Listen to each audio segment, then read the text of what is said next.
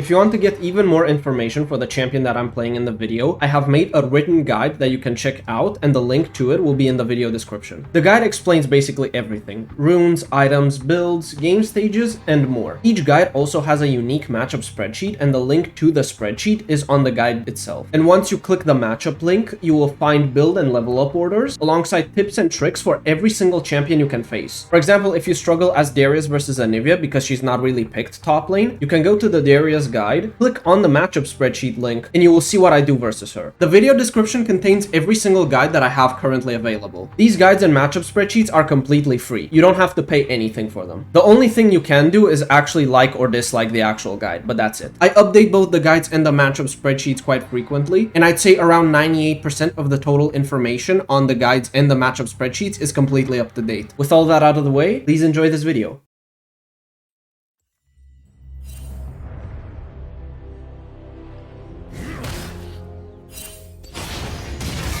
Overall, this matchup is pretty Mordekaiser-sided. Garen needs phase rush in this matchup, or else he will never be able to escape you. What he wants to do is constantly go for short trades and then do an all-in when you're about at half health, maybe 70%, bait out your W, and then go for the kill with his ultimate. What you need to do is prevent that. If he doesn't have phase rush, you can probably just ulti him in the middle of the lane and kill him. If he has Conqueror, he has more all-in power, but he can never escape. Once you get Rylai, it's completely over. He will genuinely never be able to escape you. Without phase rush, it's impossible for him to play out the game after Rylai. So if you want to, you can literally just farm up until Rylai and then look to fight him. Another thing Garen can do is once you get your Rylai, he can look to perma proxy, so try to get good reset timers in, or else it may be more difficult to actually go and punish him while you have your huge Rylai spike. This is how simple the matchup is if Garen goes Conqueror.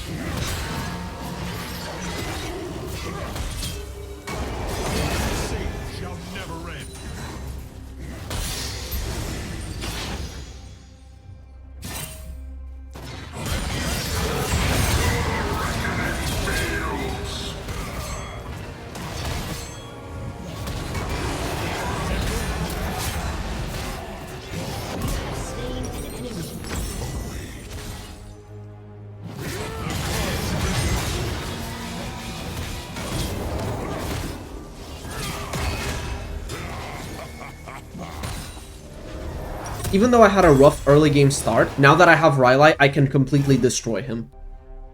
Return to the dirt.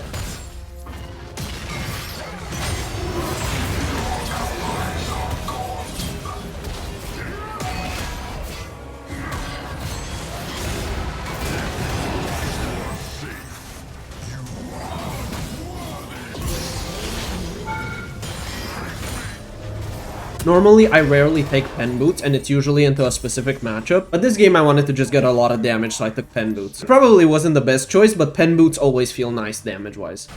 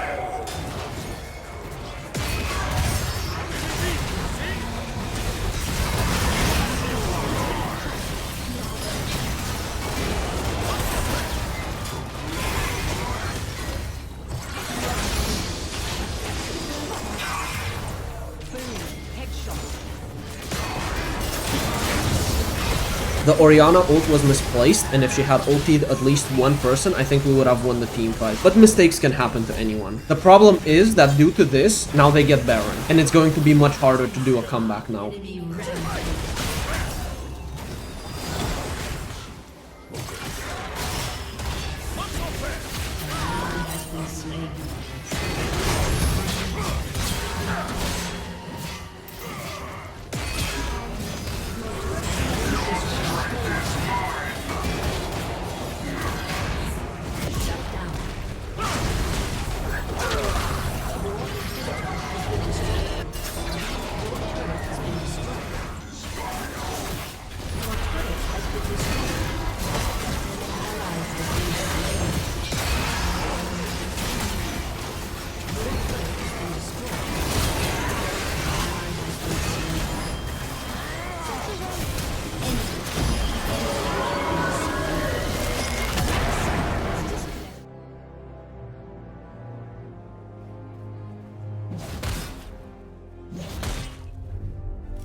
The POV for most of this game is going to be like this. At around level 13, it will get changed back into the normal one, and I'm really sorry it's like this. I just messed up again. Normally I run Ghost or Teleport into Heimerdinger, but this time I wanted to try Ignite. The first thing I want to explain here are the runes. You can see that I run Absorb Life and Overgrowth, which seem really weird, but let me explain why. Absorb Life gives you health anytime you kill any unit, and that includes Heimerdinger turrets. Anytime you kill a Heimerdinger turret, the Absorb Life will give you health for it. Overgrowth works the exact same way, and it is going to treat any nearby turret that dies as a viable unit for stacking up the rune. So then you will get to stack up the Overgrowth rune very nicely. Another thing I tend to do is max W second. You need to get as much sustainability as you can. He can have either very good poke or have insane burst if he places down his turrets, and then you actually get caught in his stun, because then you will get hit by an enhanced proc of damage from the turrets, as well as the full follow-up rockets, and that will massively chunk you. In the early game, if you get hit by a grenade on the stun and he has all 3 nearby turrets with his W up, you're basically dead. This Heimerdinger actually ran barrier as well, so his early game was even safer. Usually I look to go Mercury Treads into Cosmic Drive and then Spirit Visage, but I actually managed to kill him twice early on, so I slightly shift up the build path. I still go Cosmic Drive and Visage, but I delay my Mercs a bit, and I buy the AP components from Cosmic Drive first as opposed to the health from it, because I'm confident enough that if I can pull him in, I can kill him if my ultimate is up. Another really good thing to keep in mind is that your ultimate will make all of his turrets stay on the Summoner's Rift and they won't follow in the Death Realm. So if you make him use his big ultimate before you ulti him, it won't follow him. But if he places it in your realm, then he will have it. But once the Death Realm is completed, the big turret will also disappear. Visually, this might not look like it, and this is because of the POV. If you go into the actual replay, Mordekaiser's ultimate will always look kind of wonky, and you will see the turrets that are placed there, but they won't be attacking me. And that's not a bug from the turrets, that is simply how the replay tool sees it. There will be a dive that I end up doing on Heimerdinger later on, and you will see this exact thing happen, where his turrets are technically right on top of me, but they were placed first and then I used my ultimate. So it's not bugged, and the actual POV makes it seem like a bug, if that makes sense. Once you get to Mercs, Cosmic Drive, and Spirit Visage, you can short trade into him really well. Your W sustain will be really good, and you can chip out his turrets with your Q constantly. Never underestimate his burst because it can be really high. And almost always try to kill his turrets first before you ever think of engaging on him. I like to side lane more into him as opposed to team fighting, because in team fights you can cheese in a brush and then one tap one of your squishies, and that can swing a fight. So instead I look to just sit on side lane and eventually out sustain him with my W, and he will also eventually run out of mana, which means he won't be able to place more turrets down or clear the wave, and then I can actually hit the tower or maybe even dive him.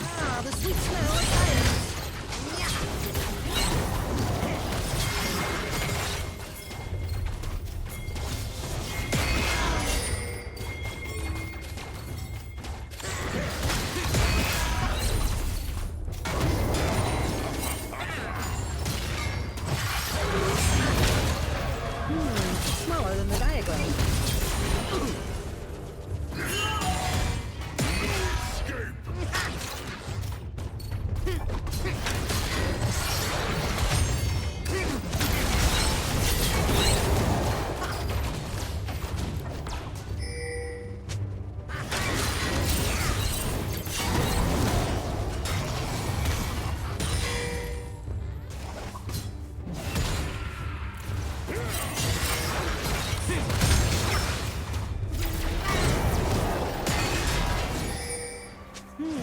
Smaller than the diagram.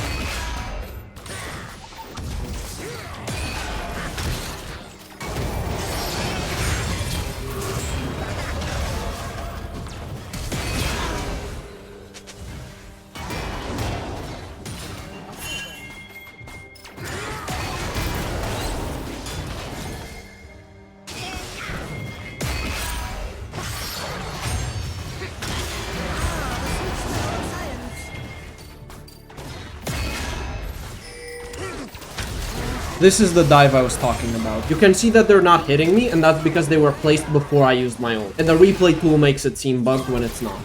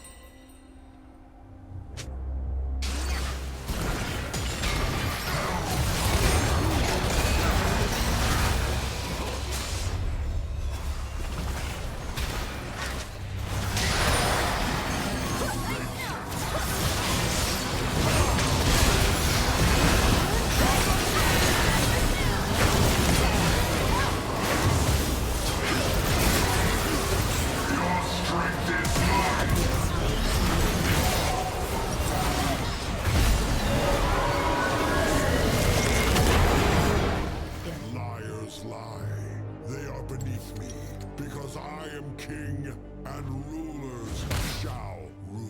This Kled took teleport, so his kill pressure is way lower. What I generally like to do is go Bramble Vest first into Kled, which may seem weird because he doesn't have actual healing, unless he takes Conqueror, but it's mostly because of the reflect damage and the actual armor. You could go into Chain Vest, which is the same cost, and it will give you more armor, but I feel like Kled will auto-attack you a lot, especially when his W is up, so instead I like Bramble Vest for the reflect damage. He may also go for Ravenous Hydra, and if he actually does that, then the heal cut is really good. They also had other auto-attackers like Nasus, who also heals because of his passive, and Belveth will also auto-attack a lot because every single small strike her E does is counted as a basic attack, so she will get damaged on each tick. It can also be good versus Swain, but he actually has to auto-attack me for the heal reduction to go on him, so if I wanted to cut down that healing, I would go Oblivion Orb instead. If you want to be extra safe, you can wait until you get your Rylai and then start fighting, and he won't really be able to escape you. The Rylai spike is so oppressive that you can fight him from full health, dismount him, and even if he gets to remount, you will still win the 1v1. Most likely he's going to go for more health though, because he kind of got a mini rework, because his numbers were adjusted, and there were a few kit changes that kind of make it better if he goes items like Titanic Hydra or Black Cleaver. And if he does that, that's totally fine with you as well. If he has Ignite, you actually have to respect his early game a lot, and especially his level 3 all-in. He can dive you under the turret if you're like 70% health and your W is down, as long as he has Ignite. One thing to keep in mind is that you cannot actually use your ultimate on him while his own ulti is charging. So if you see him running at you or someone else, you need to wait for his ultimate to connect on the target, and then you can ulti him. Otherwise, it will get cancelled. You can also use your ultimate while he has his W attack speed on, so you steal more attack speed that way. You can both side lane and teamfight versus him, but I really like to side lane into him because it's very difficult for him to escape once you have the Rylai. And you should be able to always win out the melee fight, especially if your ultimate is up. This brutal world is a blessing. It calls.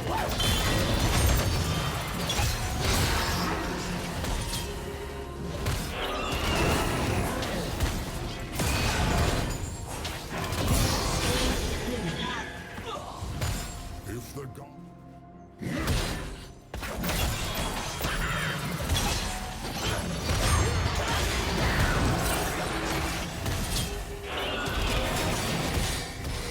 walked alone.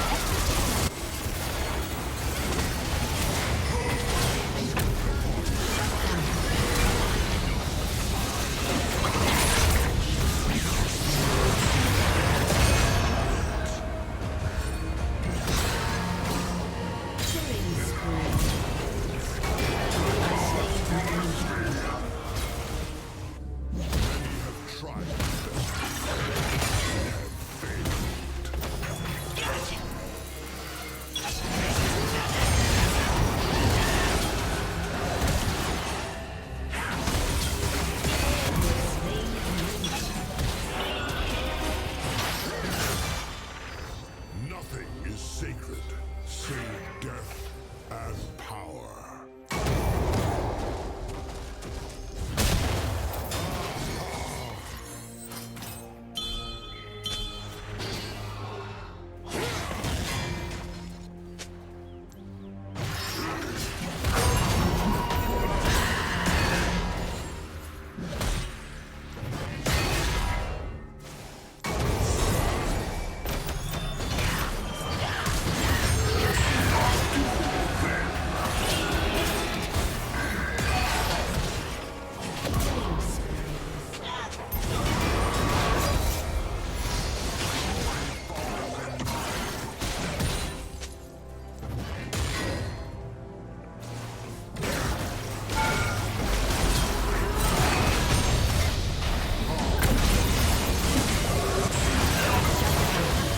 Go for Nash's Tooth second here because I think it's really good into Bel'Veth and Kled. Kled isn't really that big of a threat, but with Bel'Veth, it's very difficult to line up a Q when she has 4 dashes. So instead, I want to look to just auto-attack her down and force her to dash for damage and then use my Q when she's out of them. It's also not that horrible into Swain.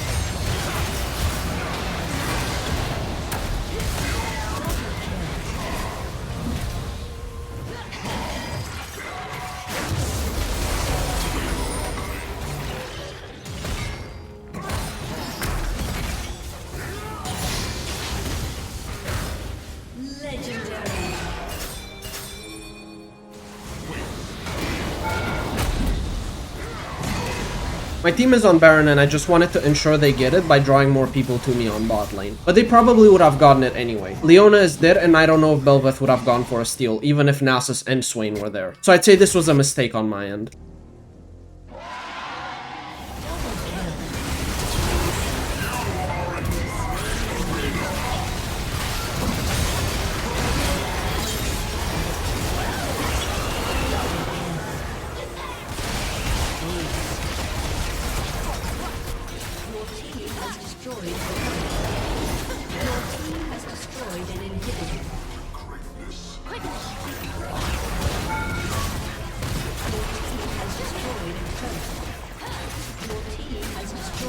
Thank you all for joining me in this video. I hope you found the information useful, and I will see you in the next video, hopefully very soon.